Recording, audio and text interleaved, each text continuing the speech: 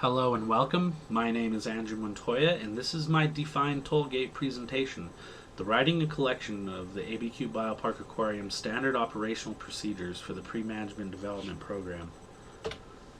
So, when first joining the Pre-Management Development Program, one of the first tasks is to meet with a manager and meet with your team to discuss ideas for your individual project and see what kind of things they might want you to work on.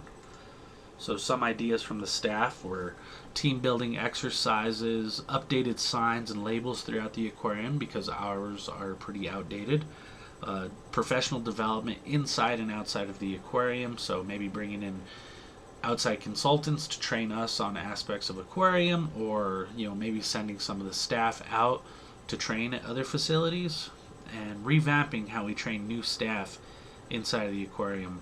But my favorite was an aquarium manual, or gathering, collecting, and writing standard operational procedures for exactly what it is we do on a day-to-day basis.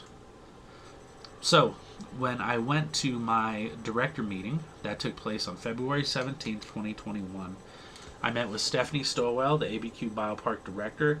I also met with Kathy Lang, who is the aquatics manager. And I really pushed for this idea to create an SOP manual. And Stephanie Stowell was very surprised that we actually didn't have one, because it is a requirement for AZA, the Association of Zoos and Aquariums, which gives us our accreditation for being a world-class facility, requires us to have this. And she was surprised that we didn't, and she was very thrilled by the idea of me creating this. Another selling point to this project is that this project requires no additional funding. It's not going to cost us any money at all. All it's going to take is the teamwork, coordination, hard work of this crew right here, along with other staff and departments. Project resources that were given to me by my director, and I quote, "Put the aquarium staff to work." And I've been given an outside consultant to work with this SOP in case I have any questions. This outside consultant is also working on the zoo's SOPs, so if I have any questions, I'm allowed to go to her.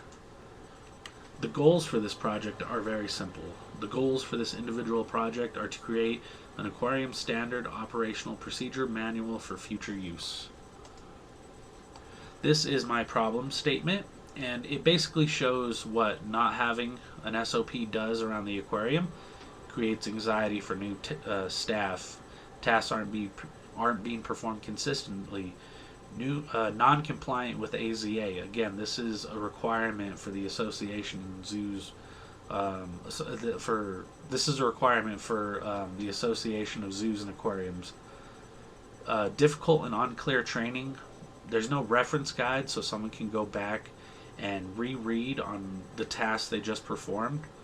And managers and other staff have no clue what we actually do. We are a very specialized team, and it's very hard for anyone that's not in the aquarium business to come in and actually do our job. This will actually really help relieve that. If anyone at the zoo, for instance, during COVID, if our entire team got sick, they could follow our protocols and at least get the job done. So like I said, it just shows how having an SOP manual should hopefully relieve a lot of these problems. This is my project scope. What's in the scope and what's out of the scope. Gathering SOP sections from Aquarius. Communication with managers and outside consultant. My personal SOPs from my area. Asking management to approach other departments for their sections of the SOP. Suggest deadlines for other departments. And suggest to management that other departments need to write certain portions of the SOP. Things that are out of the scope. Gathering of SOPs from other departments. Asking other departments to meet deadlines. Review of certain portions of the SOP manual. A lot of these tasks have been taken out of my hands, and they're going to be given to management, because one thing that Kathy Lang, the aquatics manager, doesn't want us doing is jumping a lot of heads and going to these people and demanding that we have these things done. She wants to leave that up to management, so everybody is getting along and everybody is happy, and hopefully things get done. The next section of this is key milestones and realistic timelines. And again, I just want to take a quick look at the hierarchy of the aquarium. Up on top, we have the aquatics manager and the director, Stephanie Stowell. And I'm going to be in this section down here with the aquarist. So right now, we're working on a certain portion of the SOP because I've already been given a deadline. After that, it's going to go to review of these three managers here. And then after that review, it'll go for final review to Kathy Lang. After the portion of the small systems inside of the aquarium standard operational procedures is written, I'm going to be going to the dive safety officer, Alex, and Jeremiah, our life support curator, to work on their sections. But again, I don't want to be jumping too many people, so I'm going to be working with the staff down here to get their sections written, and then up for review, and after that, final review by Kathy. And there's going to be other portions of the SOP that will eventually get read by Stephanie Stowell, the director, for final placement. So this is just a quick look at some milestones that we've already hit, come up with project ideas, director with the aquatics manager and the director, come up with my problem statement and meeting summary. March and April have turned out to be a very busy couple of months. Again, I met with the aquatics manager, talked about this project at length, and she wants me to work on one portion of the SOP, the writing of the small systems standard operational procedures. So I met with the aquarists and individual teams to discuss what was going to be happening.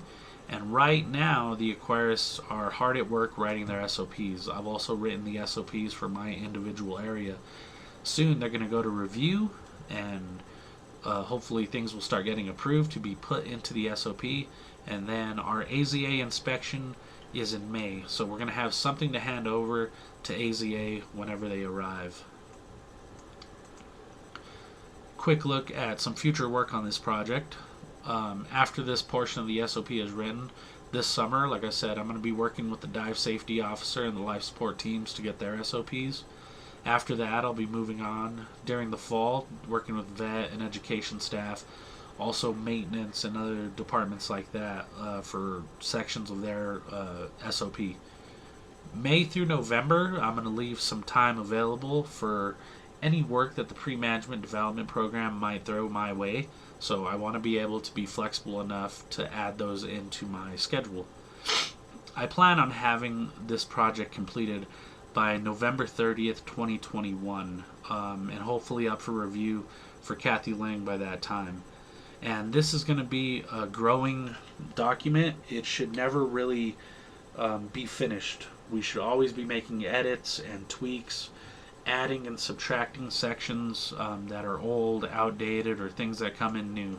So we should always be working on this. This is a quick look at my project charter, just to show that I have created it. It shows everything that I'm doing on this project, and again, this is another living document that should be tweaked throughout the project. And I'd like to thank you for taking the time to listen to my presentation. This has been my Defined Tollgate presentation for the City of Albuquerque, the ABQ Biopark, and the Pre-Management Development Program. Again, my name is Andrew Montoya, so if you have any questions, please feel free to contact me. Thank you.